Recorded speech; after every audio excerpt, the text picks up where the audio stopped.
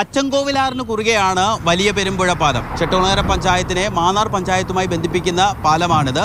തിരുവല്ല അടക്കമുള്ള സ്ഥലങ്ങളിലേക്ക് വലിയ തിരക്കില്ലാതെ പോകാൻ പറ്റുന്നൊരു റോഡ് കൂടിയാണിത്. ഇവിടെ നിന്നൊരു 3 കിലോമീറ്റർ മാത്രം ദൂരമേ ഉള്ളൂ അനിലിൻ്റെയും കലയുടെയും നാടായ എരമത്തൂരേക്ക്.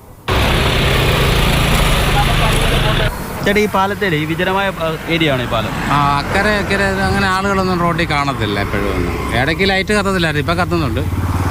അല്ലാതെ പ്രത്യേകിച്ച് ഇതായിട്ടൊന്നുമില്ല. ഈ വിജനമായ സ്ഥലം അല്ലേ? വിജനമായ സ്ഥലമാണ്. പിന്നെ വേസ്റ്റ് ഇഷ്ടം പോലെ കൊണ്ട് തള്ളാറുണ്ട്. ചേട്ടാ, ഈ റോഡ് വലിയ തിരക്കുള്ള റോഡാണോ? ഇപ്പോഴീ അടുത്തടയാ ഒരു 10 വർഷത്തേക്ക് വെള്ളമായി കാണും. തിരക്കായി മുമ്പൊന്നും വലിയ തിരക്കൊന്നുമില്ലായിരുന്നു. തിരക്കും ഇല്ല, വലിയ ലൈറ്റും വെട്ടമൊന്നും ഇല്ലായിരുന്നു.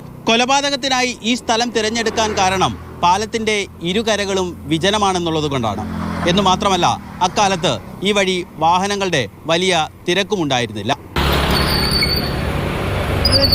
കലയെ കൊന്ന് പുഴയിലെറിയാൻ പ്രതികൾക്ക് പദ്ധതി ഉണ്ടായിരുന്നു എന്നും അന്വേഷണ സംഘം പരിശോധിക്കുന്നുണ്ട്.